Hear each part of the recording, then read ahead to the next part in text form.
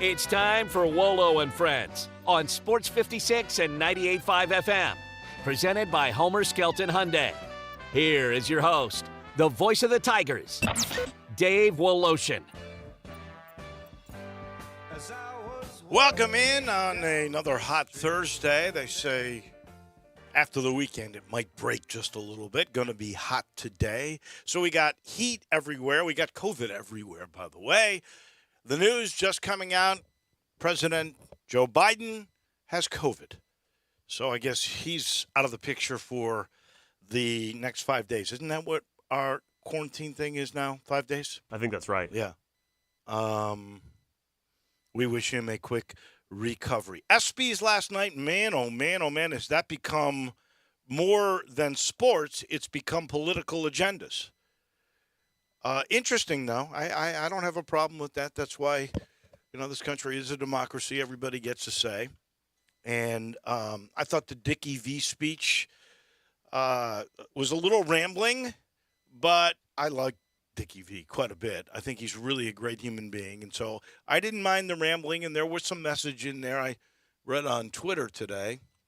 Some people thought it was embarrassing. I did not think that at all.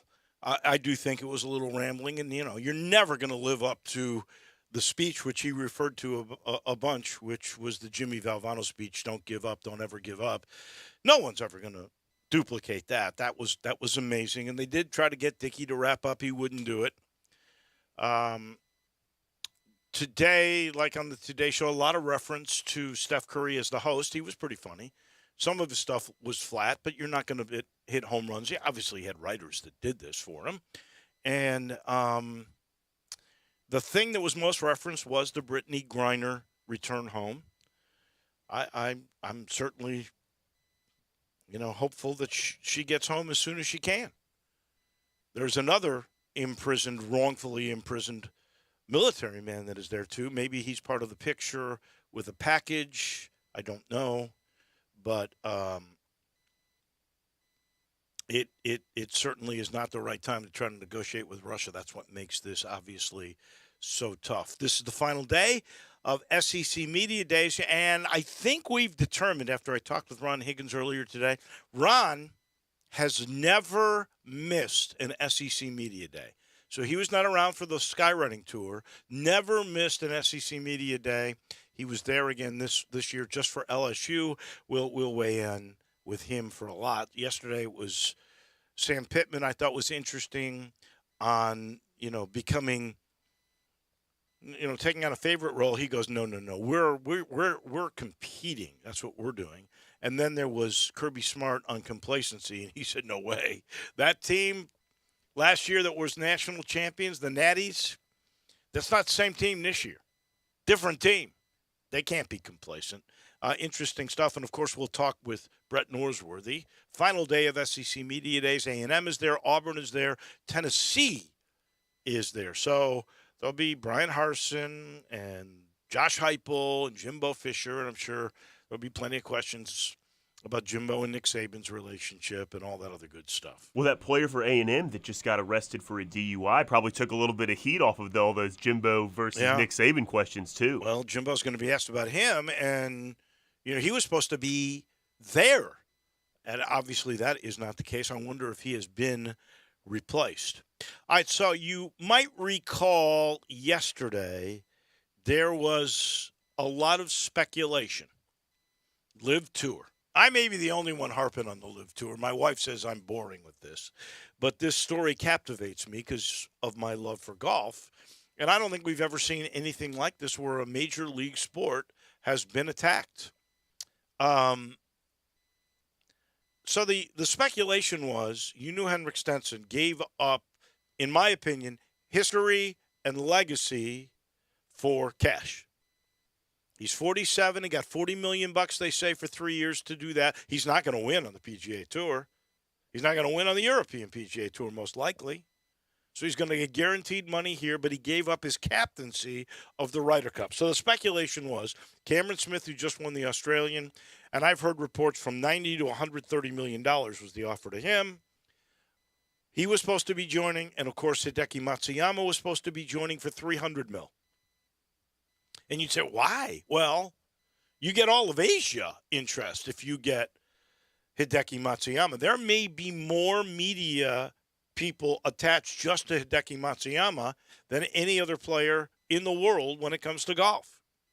So that would seem to me, if you're going to pay somebody more than you paid Phil Mickelson, $200 million, that's the right guy just because he brings all of Asia. He's bringing Japan. He's bringing China. He's bringing all of the Asian countries that are very, very interested in Hideki, who, of course, won the Masters a couple of years ago.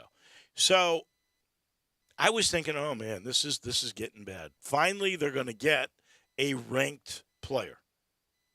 They're finally going to get the number 2 player in the world in Smith, and they're going to get maybe, as far as global goes, one of the top 5 guys that are recognized by the world when it comes to golf in Matsuyama. No, that did not happen, ladies and gentlemen. What they got besides Henrik Stenson, Charles Howell III, 43 years old. This is what I can't remember who said it, but they basically, I think it was a writer who said, all they're getting are injured people or guys that are basically well beyond their prime.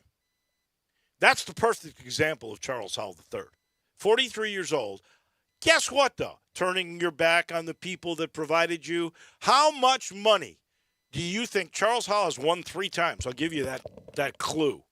He says won 3 times. How much money over all these years at 43 has Charles Howell III made? I was thinking like $25 million. He's made $42 million. 42. And I don't know. What is the Live paying him? Have you seen a price tag on that? Because I have not. I was just trying to find that, and I couldn't find an exact number given. I guess he's not a big enough name for the reports to leak about him, but it has to be. Well, it's certainly not Cameron Smith. Yeah, not it's that not money. Hideki Matsuyama. Charles Howell III? And he's turning his back on an entity. He made $1 million last year at the age of 42 when you're well past your basic competitive prime unless you're a great player, right? Exactly. He still made $1 million last year, which means I don't know how much advertising sponsorship money he gets. I mean, most of the time you double what you make through sponsorship incentives. So let's say he made $2 million. What have you got on him for? What Liv's paying him? Anything? It doesn't look like there's been any number reported. I see the $42 million you had. This speculates, according to Golf Digest, that it's above that number, but it doesn't have any exact figure. So, is Charles Howell III worth $40 million over 3 years to the Live? Would they pay him that kind of money? I mean, I don't get that. And the other guy they got, at least here's a world ranking. So Jason Kokrak is 37 years old. So he's basically in his golf prime, right? I'm maybe a little past prime, but certainly a lot of wins past 35, 36, 37, all the way to 40, 41, right? Jason Kokrak is number 36 in the world. Do they have any number on how much they pay Jason Kokrak? The only one I can find is no. There's really no figures for any of these guys in this Golf Digest article. I'm trying to look through here, and I don't see anything posted anywhere. Crazy. I just boggles my mind that these are the guys they're getting. What and maybe Cam Smith and Hideki are still to be announced, but that gets them to the 48 spots that they are going to have for the tournament next week or later this week, month in the Trump on the Trump course. Blue Monster, Doral. In Florida. So I don't know. Now that fills their field, right? So that would mean Smith and Matsuyama are not coming. At least for this tournament, right? It looks speculated here that Kokrak might have been around the $10 million range, but this seems purely speculative here. Why would he go for $10 million? That's kind of why I said it was purely speculative, because that just doesn't seem like enough. That makes no sense to me at all, because these are supposed to be 3-year deals, right? So you're obligating yourself to 14 events next year and 14 the year after that. And is Jason Kokrak a name that gives the Live credibility? I mean, that's why maybe only worth $10 million. I have no idea. But it's certainly not the names that we thought of. There was an interesting podcast where Mark Cuban was commenting about how this could be dangerous because this could bleed over to other leagues, NFL, NBA, his league. And I guess that could happen because the prince could go crazy and go, okay, let's start our own basketball league. And we'll pay these guys way overpriced. But it's harder with teams because you got to pay a lot more people. And you're what are you going to have, 10 teams? 15 guys apiece? Now you're talking 150 teams, 150 guys you got to pay big bucks to? And I think this is such a unique, weird situation, which is why I guess I dwell on it. It bugs the heck out of me. And I guess I should applaud the fact that these guys can make so much money. But I still think about competition and legacy and history. And there was a very interesting point that CNN had a Washington guy, a columnist, on after the quotes that came from Mark Cuban. And he was saying, I don't know if this is true, but he says most of the golfers come from lives of privilege. So they don't really care that much about other people or who are paying them. He said this couldn't work in Mark Cuban's NBA because the NBA guys are a lot more socially conscious. So they would stay with lesser money, say, than taking money from the Saudis because the money is dirty. I don't know if that's true. I don't really think it is, but I thought it was an interesting concept. I still think they would go for the money. I think it's different when you're presented the money. I think it is truly, I can sit here and say what I'm saying, but if somebody came and said to me, hey, the Saudis want you to do a sports cast every morning and they're going to pay you $10 million. All you got to do is one sports cast. What would I do? What would I do if that was the real case? Anyway, just some food for thought as we sit here in the Family Leisure Studios. Remind me later. There's a great little analysis of how much it costs to go to a Major League Baseball game. Try to get that in a little bit later, if not today, tomorrow, because we've got Brett Norsworthy coming up from Atlanta, Georgia. So we're going to be moving the Family Leisure Studios all the way over to Atlanta, where he is for the SEC Media Days. And I want you to remember to lock in, because I don't think it's going to last much longer until August 1st, when the vacation at home sale will probably wind its way down into something else. Right now, you can still get play gyms and trampolines with the safe mesh for $500 off. Hot tubs in stock, ready to go. If you pick it up, it's $1,000 off. If you're a real do-it-yourselfer with an above-ground pool, you pick up and install yourself, you'll save $1,500 off on any of the in-stock pools, and they got a bunch of them. What a place. It's looking so good. Family Leisure, I-40 and Wooden Road, where family fun and the vacation at home sale all come together. And by now, our title sponsor, it's Homer Skelton Hyundai in Olive Branch. That's Craft Road, very first exit in Mississippi off Highway 78, which is Lamar. And here is the pledge that the great folks at Homer give to you. You'll never pay more than sticker price. I saw this national report. I've said this now. $7,500 over sticker price. Some dealerships are saying it's a good deal. That does not happen at Homer, where you'll never pay more than sticker price on that brand new Hyundai technology. To Atlanta we go. Big day today. We've got Auburn.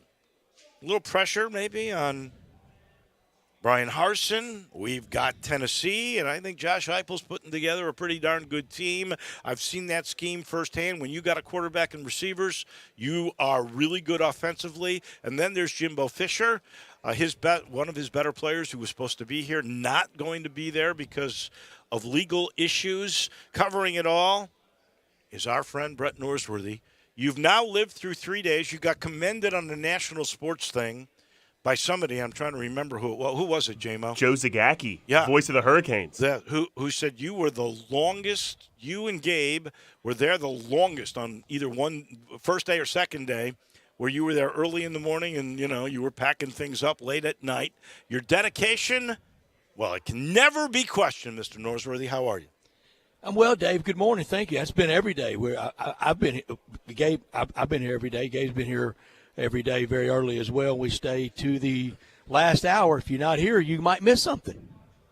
Well, have we missed anything in the last, say, 20 hours?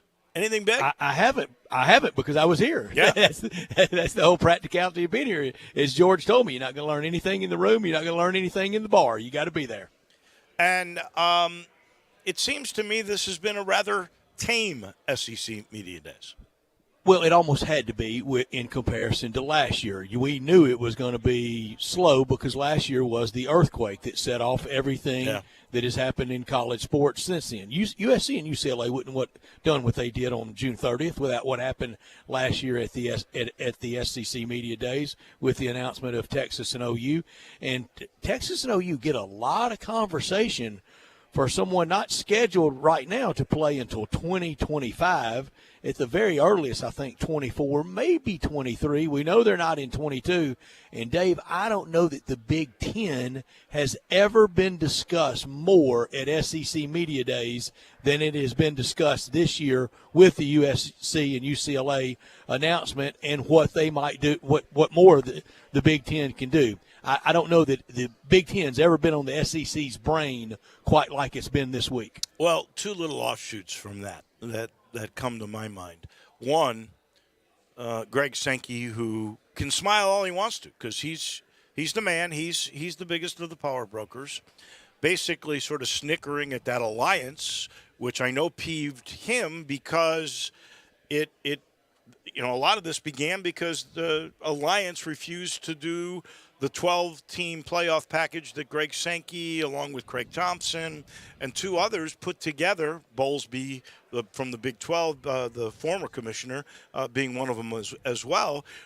That would have been really good, I think, for all of college football and certainly schools like the U of M because they would have actually had a chance to participate in the playoffs. That began all of this other stuff, and then the fact that that Big Ten commissioner basically put this alliance together and then stabbed the Pac-12 in the back. Sure, and last year levied a lot of accusations that the SEC were the corporate raiders of sports and the ethical aspects of it, and then they turn around and do it this summer. Yeah.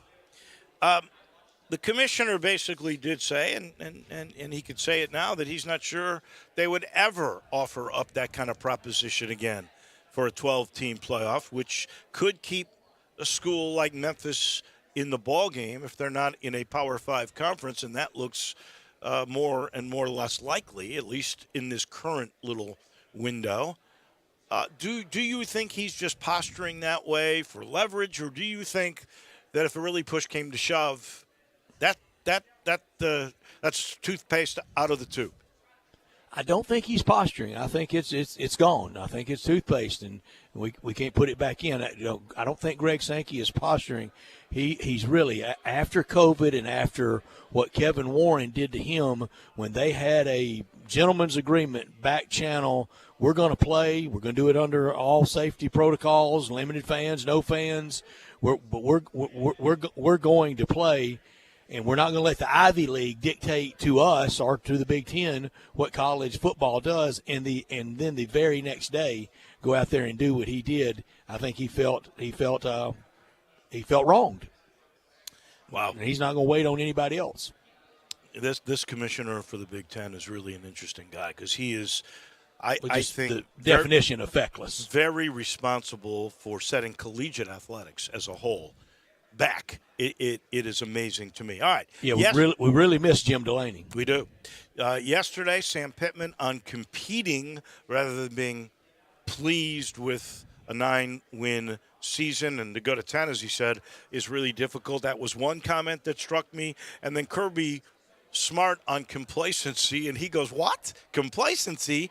The guys None. This year had nothing to do with last year. That's right. He's not going to be complacent. And in opening day against Dan Lanning will not afford him any time to be complacent. But you're right about Sam Pittman. He's resurrected Arkansas. He's gotten them, out of the football morgue. They're rolling again, and the fans so respond to it. And they're going to have huge crowds for Cincinnati opening week and for South Carolina week 2. But you got to go back out there and do it again. And Sam Pittman knows that.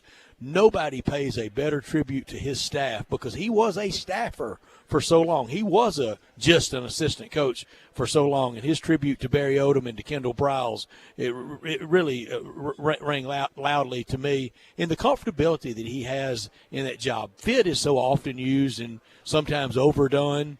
And I thought it was way overdone with Ed Orgeron. He looks like us and he talks like us. Yeah, but he's still a meathead. He got you a national championship, but then didn't follow it up very much because he got very complacent on the field and off the field. But Sam Pittman really works at Arkansas, and I thought he had a good day, and Arkansas is going to have a good year. Their schedule, once again, brutal. They play half of last year's Final Four in Cincinnati and Alabama. Since you've been covering the SEC, and I put you up there as a historian, all the SEC media days you've been at, is Sam Pittman maybe the most surprising, successful hire that you have seen? Because everybody thought that was the worst hire that year of all the SEC hires. That's a great question. That is a really good question. Dave, he might be, and I mean it in a flattering way, and I think you ask it in a flattering way. I think so, because I don't know what he was on Hunter Yurichek's list, but he wasn't first. Probably wasn't second, nor was Eric Musselman. For Sam and Hunter Yurichek worked down his list for Sam Pittman and for Eric Musselman, and has made it work. You look at their big 3 revenue-producing sports, and some of their others that don't produce revenue are doing quite well. But football, basketball, and baseball at Arkansas, they got it going. Beat Penn State in the bowl game, go to the Elite Eight, and go to the Final 3 in Omaha. All right, what are we expecting today with Texas A&M, Auburn, and Tennessee? Well, Auburn, Brian Harson's already quickly addressed all the offseason issues. I think it was one of the biggest self-inflicted wounds ever in sport. There was almost a story, a conspiracy, where there was no conspiracy and no story. He survived it. He's got to beat Penn State week 3. He's got 3 good players here, Tank Bigsby, Derek Hall, and John Samuel Shanker. I think that trio of players with the Arkansas trio yesterday of Catalon, Jefferson, and Poole is second and third to the trio of Alabama players that were here for Nick Saban when you have the Heisman Trophy winner, Bryce Young, a guy that could win it on defense, and Will Anderson and Jordan Battle, who had to pick 6 in the SEC championship game. But today, Tennessee, Auburn, and Texas A&M, Jimbo, you know the questions. And for Josh Heupel, is he finally the answer? Because, Dave, we lived long enough to see Tennessee churn through the coaches. And for a long time, most of my life, it was Doug Dickey, it was Bill Battle, it was Johnny Majors, and it was Philip Fulmer. And you and I both were adamant this could start churning through the coaches when they fired Philip Fulmer. And we caught the you-know-what for it on these airwaves for saying be careful what you wish for. You don't know what the answer is going to be. I think they're still searching for the answer. Josh Heupel off to a good start, but we'll see. I would say I think it was a good hire. I've watched this guy's offenses. And I love Danny White.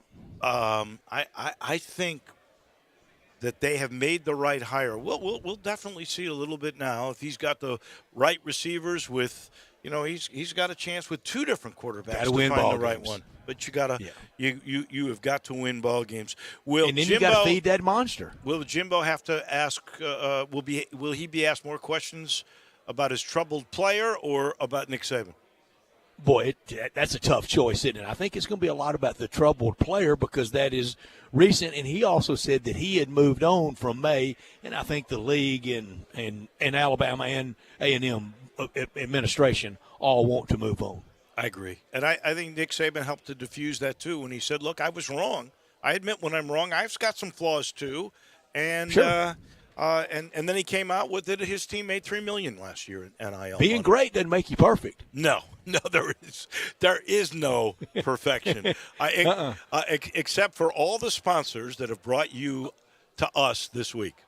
And we have had an all-star list. Most, if not all, are going to be back with us for FedEx St. Jude Classic Week at TPC Southwind coming up in just a few weeks. Golf tournament right around the corner. But thank you so much, First National Bank and Trust, Landers Ford, Jason's Deli, Memphis Tourism. Memphis, they're so good to us and to you and to all of us around town. Mossy Oak Golf Club, Ronnie Grazzani's Schools, Belly Acres, The Commissary, Golf Sticks Pretzels, and Quick Close Sale. I will say, you got to put Mossy Oak together with those pretzels. The pretzels, by the way, people don't know. And I'm not just saying this because they're a sponsor. They're the greatest pretzels in the history of mankind. They are. They really are great. If you've never tried them, folks, you don't know what you're missing. I know you won't miss anything today. As always, travel safe home tomorrow. I guess you'll be on the show tomorrow from Memphis. So Yes, I look forward to hearing your summation of all that tomorrow. Thank you for the work you did for us this week. Thank you, Dave. Really appreciate it. Thank you. That is our friend Brett Norsworthy in Atlanta for SEC Media Days. This portion of the show also brought to you by Memphis Golf. I'm talking the City Golf, Public Links. And guess what's going on this week? I'm surprised, J-Mo, you haven't taken your skill out there. Eli Savoy is. It's the Memphis Amateur Championship. Used to be the Pub Links. Now it's the MEC. And it's really good. They're playing, as Mickey Barker told us yesterday, they are playing at Audubon today. And then on Friday, it will be at Galloway. And if you make the cut, the championship round will also be at Galloway, because really we're down to pretty much those two golf courses at the moment. But Memphis has invested so much in City Golf. The administration realizes to be a great city, you have to have great amenities, and they understand how golf can be a great amenity. That's why new greens at Fox Meadows, which Mickey told us yesterday, August 5th, the grand reopening of those greens. I can't wait to see Ali and the crew all over there. Then, they're going to close down Audubon, October 31st, last day. Totally redoing that. That may become the newest gem of all the city golf courses. Pine Hill hopefully will open late fall, maybe next spring. It's going to be a whole new ball game there. Unbelievable investment by City Golf.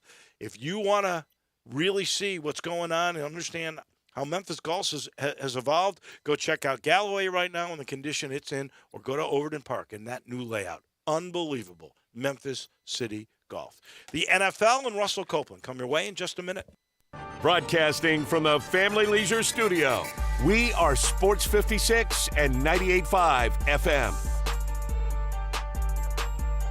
There are so many ways to buy and sell houses these days. How do you choose? Well, of course, choose the right way with Chet Whitsitt. Chet has over 37 years of experience as both a broker and a sales agent. He's helped lots of people buy and sell homes, and he will help you. It's the right way, and it's that easy. Buying, selling, or referrals, check with Chet at 901-484-5689 and Cry Like Realtors at 901-756-8900. Buying or selling? Check with Chet Whitsitt.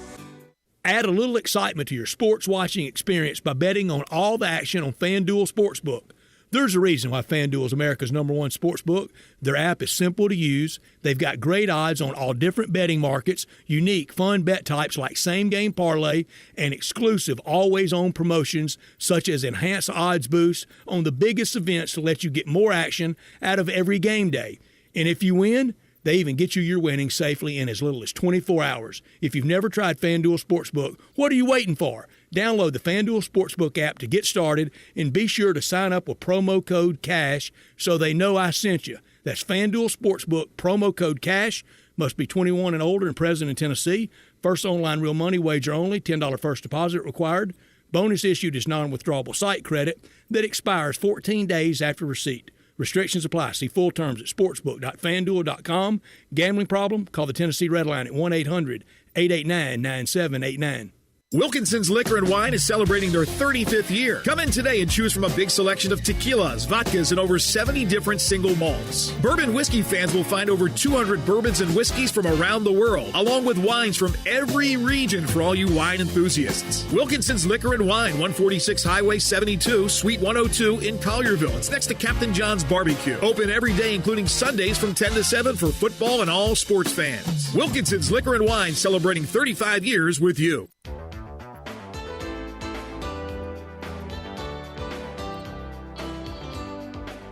Now, back to Wolo and Friends on Sports 56 and 98.5 FM, presented by Homer Skelton Hyundai. Here once again is the voice of the Tigers, Dave Woloshin. One quick addendum to remember the social conscious NBA and how this columnist in Washington thought, the NBA players wouldn't. Somebody on the AutoZone text line points out LeBron and all the money he gets from China. So that money is a very enticing thing for sure. This portion of our show, and Russell Coltman is right around the corner here. It's brought to you by the Eflin Insurance Team. Just like the Tigers, and he's a big Tiger guy, 386-GUR, that's the number for the U of M, and his affection for the Tiger program.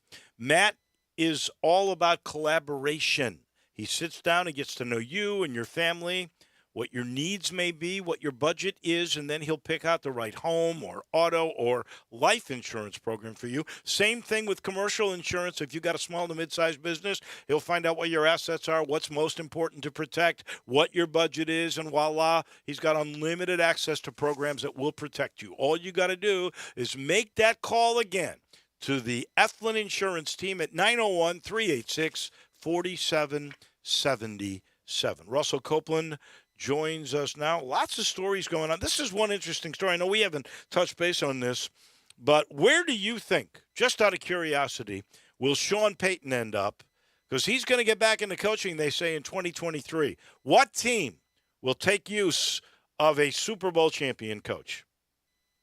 Well, Dave, I think it really depends on, who loses and who wins. But the top of my list is the Dallas Cowboys. I think McCartney is on the hot seat. If he does not produce playoff wins and manage the team the way Jerry Jones wants him, I think that would be a great fit for Sean Payton. I could see that. So that availability puts even more pressure on the former Green Bay, now current Dallas coach for sure. So we really haven't talked about all the moves that have been made in the offseason here, division winners, where you think that's going to go. Let's start because we've already got one camp starting. Did the Raiders already open camp? We know in the next 2 weeks everybody is going to open camp, and the collegiates open. Memphis opens August 3rd with their camp. Starting with the AFC East, what are your thoughts? First of all, I think it's the Buffalo Bills division to lose, but I'm going to go to the bottom, and I'm going to start with the New York Jets. I think the New York Jets had a tremendous offseason. I think they had a tremendous draft pick. When you look at the draft pick, they picked Sauce Gardner, the cornerback from Cincinnati. We've been able to watch him for a couple of years, very smooth. The round 1, number 10, Garrett Wilson, and they also were able to get on the other side of the football, Jermaine Johnson, the edge from Florida State. Round 2, Breece Hall, running back. Round 3, they got Jeremy Ruckert, tight end from Ohio State. So I think they filled in some voids. I think it's really going to have to start with their defense. Robert Saleh, his pedigree is defense. Last year, they were ranked 29 points given up per game. You're not going to win a whole lot of games. So I think they definitely tried to fill that void. But all that being said, I think they are a year or two away. And I think the offensive line, they have to be able to protect Zach Wilson to see how he jumps from his first year to his second year. But I have them at number 4. I think they will be competitive, but I think overall they're young. They're trying to fill a lot of holes. I think them closing out games will be an issue, but I think they will get some upsets. But with all that being said, I still think they pick in the top 10. That's going to be my number 4 in the AFC East. Number 3 and number 2, I think it's going to be a toss-up between the Miami Dolphins and the New England Patriots. And I'm going to start with the Miami Dolphins. When you look at the questions, when you look at offense, when you look at defense, the biggest question, Dave, is going to be Tua Tagovailoa. Yep. Can Tua Tagovailoa step up? Will he be able to get the ball to the plethora of weapons? And you talk about weapons, they have a lot of weapons. They were able to go out and get Teddy Bridgewater. He's going to back up Tua Tagovailoa, so if he stumbles, they have fit that. But you look at the running back positions, Dave, they got Chase Edmonds. They got Sony Michel, who just won a Super Bowl. He was a great running back for the Patriots. And they got Raheem Mostert. If he can stay healthy, they have three backs that can definitely get it done. So therefore, you have the balance in the backfield. But going out and get Tyreek Hill, who is the most dynamic player in the National Football League, they got Cedric Wilson, and they signed Mike Gesicki, their tight end. They re-signed him, and they got help on the offensive line, Terran Armstead and Connor Williams. With that being said, I think he has a lot of weapons that he can get the ball to. People talk about his arm strength. He doesn't have to throw the football 70, 80 yards. He can get the football out of his hands and let his playmakers make some plays. I think this is a football team. If they can put it together, they should be able to make the playoffs.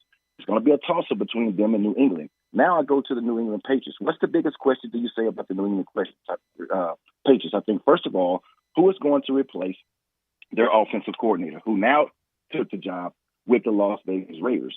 And I think that's going to be a big question for me. Who's going to call plays? What type of offense are they going to run? I think they're going to go back to their blueprint. When Tom Brady was there early in his career, their blueprint was playing defense. They have to be able to stop people. They have to be able to play defense to be able to give the football back to Mac Jones and see how he is progressing in his second year. They didn't make a lot of off-season changes, a lot of off-season moves, but the New England Patriots never make off-season moves. I think the biggest thing on defense is them losing Dante Hightower, them losing Kyle Van Noy, and them losing J.C. Jackson, who's the number one ranked cornerback in free agency. But that doesn't scare me because they always lose great players. They're always been able to get players to move up. I have the New England Patriots being right there at number 2, number 3. It really is going to depend on how they play with teams that are going to be subpar 500, the Jets and also the Dolphins. If they can beat those teams, both of those teams could have a good possibility of making the playoffs.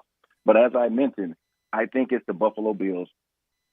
I tend to lose. I tend to agree with that. We'll next week we'll do AFC Central, then AFC West, and so forth to the NFC as we go on. There is other news we have never talked about because we've been off for a few weeks here about Baker Mayfield. Here's the number 1 overall pick getting moved for a round 5 pick. I mean, basically, the Browns said, even though we're not sure Deshaun Watson's going to be our quarterback, depending on what the commissioner does, we don't want Baker Mayfield around. Wow, what a topic that is. Well, I've said it before. I think Baker Mayfield was a good collegiate player in the National Football League. I think he has to have a certain particular offense that he can play around, where he can be effective. Just rolling them out before on and off the field, I'm not really sure. His success was predicated on the running game, and when the running game was not there, Baker Mayfield could not step up to it. They need a quarterback that can drop back, a quarterback that can win, a quarterback that can make the throws who need the throws. I think they have all the weapons outside. I think they have an outstanding running game. They have a good offensive line. Their defense is going to be there. It just tells you that under the Cleveland Browns' eyes, he's a bust for them. And it's mind-boggling to me when you look at the Carolina Panthers. They have the number 1 overall draft pick, I think it was 4 years ago, in Baker Mayfield, and number 3 in Sam Darnold. So both of those players are bust. Yeah. Mayfield's still going to make a ton of money from his rookie deal. Sam Darnold's still making a ton of money from his rookie deal. But the quarterback, to me, along with Josh Allen, the best of that crop, Josh Allen has gotten paid. He has a long-term deal around $225, $240 million. But Lamar Jackson still has not had a deal, and he's the MVP. That's mind-boggling to me. That is crazy. But Josh Allen has proved himself, I guess. Who ends up getting the starting job? Mayfield, Darnold? I think Baker Mayfield. I talked about his college pedigree under Rule. I think he'll be able to fit that offense. I think it's really perfect for him. Sam Darnold, I think he can be a career backup. I said it a long time ago when he first came out. I was shocked that he was ranked this high. I thought he was a turnover machine. I thought he had reached his ceiling, and thus far, I have my assessments have been proven right. Same thing with Baker Mayfield. I think Baker Mayfield had to go to the right team. And right now, I think he has a chance to resurrect his career. Rule is on the hot seat.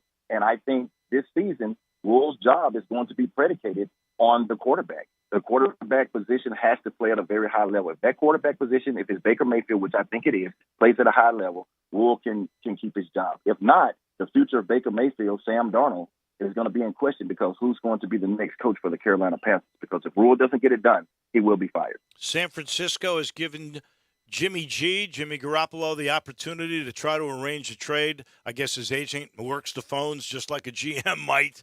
Where will Jimmy G end up? Here's a guy who is serviceable. That is for certain. Well, I think, first of all, I don't think he gets traded until after camp. Because you really don't know what you have at the quarterback position. I understand that he's a first-round quarterback. He's going to start. But I think you have to see how camp plays out.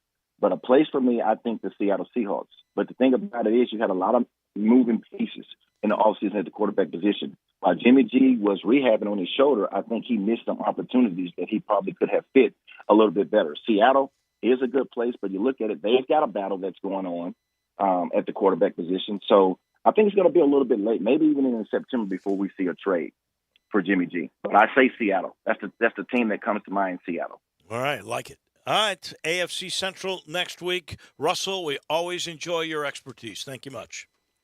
Thank you, Dave. That is Russell Copeland on the National Football League. He's brought to you in part by Ken Garland Custom Home Builders. For 2 generations now, throughout our Metroplex, they have built dream homes. Go to kengarland.com.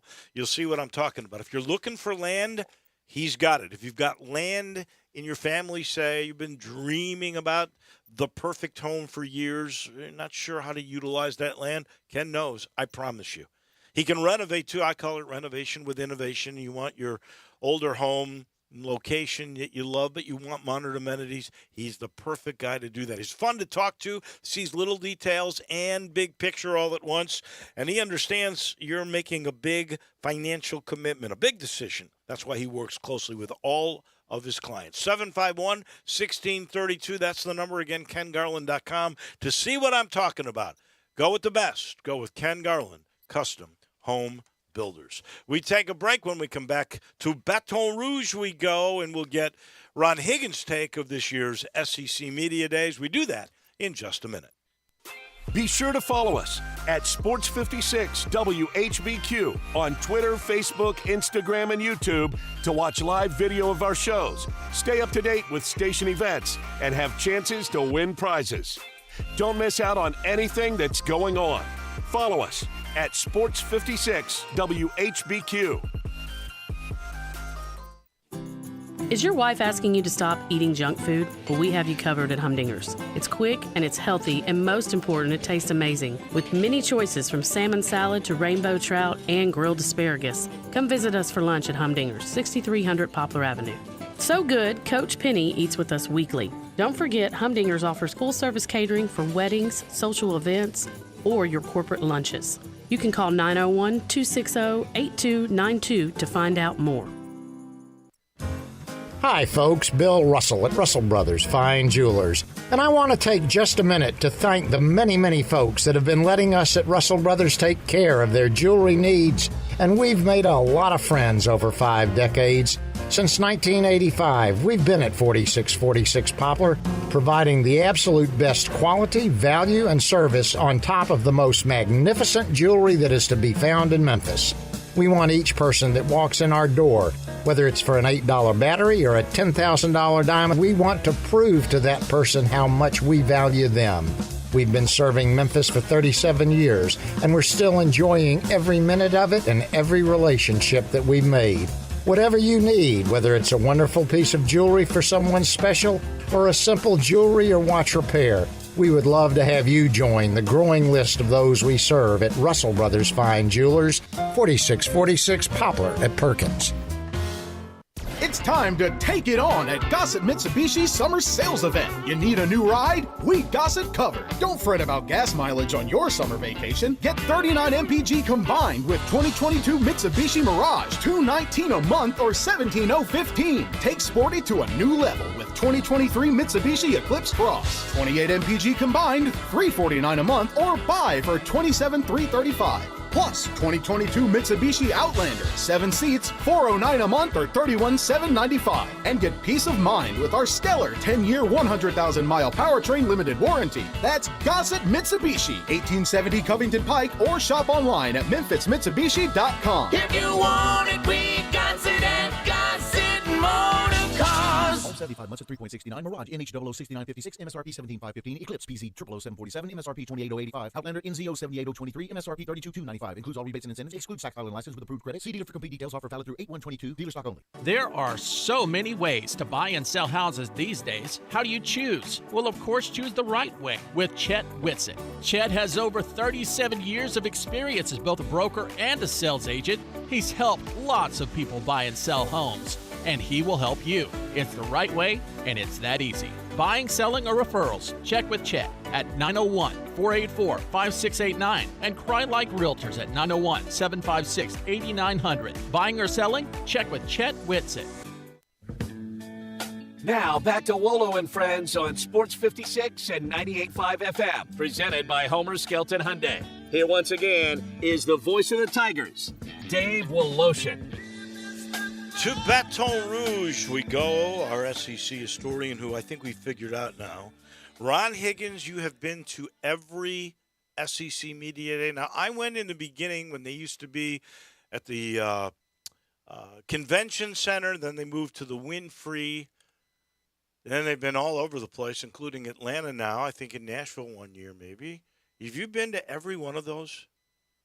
Everyone has started in at Birmingham, downtown Birmingham, was a Holiday Inn Medical Center, and they had 10 round tables for 10 head coaches and about 60 media people. That was it. And what year was that? Golly, it was this was the 37th one. Of course, they missed the COVID year in 2020. I'm guessing it was like 1981 or 82, something like that. Yeah.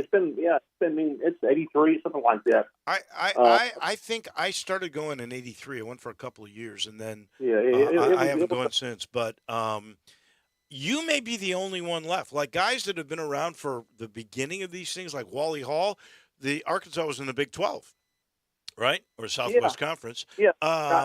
The only guy I thought of was Tony Barnhart, and I asked him the other day, I said, have you been to every one of these things? He said, no, I haven't. I came in a little bit, after these things started later, so I guess I'm the only guy. Wow. So you are the dean, really, of all these SEC Media Days. That is incredible. What did you think of this year? I know we got one day left. I know you're no longer there. You just went for the LSU day. But what was your take?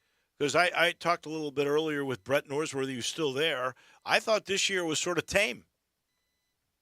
Yeah, it was. I mean, nobody, the only coach I thought I really, was, I guess, to me, he's like the Steve Spurrier of the new millennium, Lane Kiffin.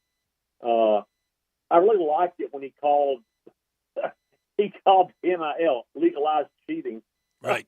Which was pretty accurate. But otherwise, everybody was on their best behavior, and I think everybody, everybody wants to drug test the Vandy coach Clark Lee when he said Vandy's like the finest football program in the nation. So, right. I wish every living Vandy coach who, former Vandy coach would like to call Clark and say, Clark, we were all optimistic too in the beginning. Right. all of us were. But I thought, I think a lot of it revolved around a lot of questions on NIL, which was expected. I found it fascinating. Something with Brian Kelly, there were more questions about why he's with LSU rather than the personnel on his team. I think that was always kind of funny. And everyone wants to know if he, he thinks he can fit in Baton Rouge or fit in at LSU. And listen, 10 of the last 13 national championships won by the SEC has been won by coaches who not from the South.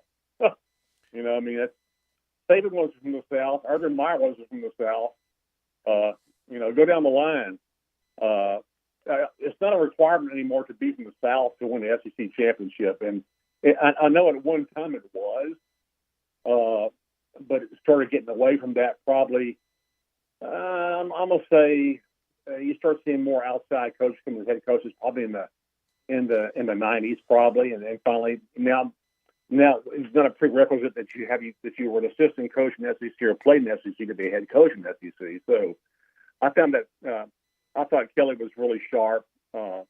He's been really good. In essence, why would he leave Notre Dame?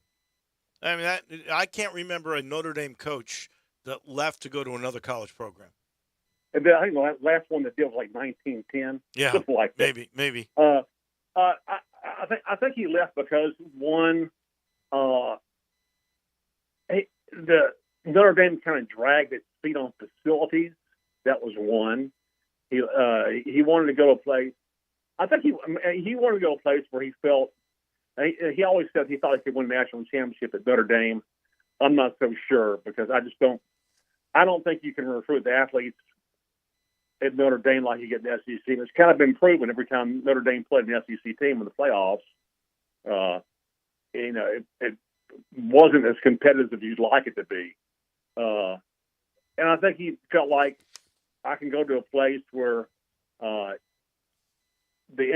football, in-state football in Louisiana is high school is some of the best in the nation. I can recruit in-state and have no real competition except for me, Alabama coming in, and Arkansas somewhat. The facilities are outstanding. There's tradition there, and he'll never say it, but he has to be thinking, good God, if Les Miles and Ed Orgeron win national championships there, why can't I? And he's had a proven track record of being a really, really good football coach and consistent. And I just think I think maybe he thought the missing piece was maybe going to a place where you can get the athletes required to win national championships. How long will it take him in the West? And where? How do you think this year finishes? Obviously, Alabama and A&M. Most people have 1-2. Ole Miss is 3 in a lot of those preseason polls. How do you view it? I think when the media voting comes out, you'll probably see LSU at best 5th, maybe 6th. I think they have a chance to probably go about 8-4, 9-3 at best. I know some people probably not think they would do that well. I just think LSU really has talent in place. The only place that they're really, really worried about right now is they're in the offensive line. It wasn't that good last year when they had veterans, and now they've kind of pieced some stuff together with some transfers. He feels like if the offensive line plays well, they're going to have a good year. If not, they're going to struggle. So it kind of comes down to that. They're not. They got their choice of quarterbacks. He's got 15 transfers in from out of the portal because he has to have instant experience because LSU is so low on scholarship numbers at the end of last season. I think they'll do fine the first year. They'll lay the foundation. He's had a good recruiting commitment so far. He's like number 6 or 7 nation commitments for next year. So he's fitting in fine, believe me. And he's what LSU needed. They needed somebody steady. Not an up and down guy. Right. Ed was more of a cheerleader than a coach, and really didn't know how to react when things went wrong. And Miles was all over the place. He didn't know if Les was, in his right mind from day to day sometimes. Right. But they wanted steady, and they got steady. There's no doubt about that. All right, real quick, give me how you think the West and the East finish. Oh, West is going to be Alabama, A&M, Auburn, Ole Miss. No, I'm sorry. Alabama, A&M, Arkansas, Ole Miss, LSU, Mississippi State, Auburn. West, Georgia, Tennessee, Florida, Kentucky, South Carolina, Missouri, Vanderbilt. Huh. So you've got Auburn last. So, Brian, I'm assuming Brian Harsin won't be around next year. I just think there's been so much turbulence in off season there. I mean, just like they try to get the guy fired. They don't like him. They don't like him. He hasn't connected with Auburn fans. There's not much.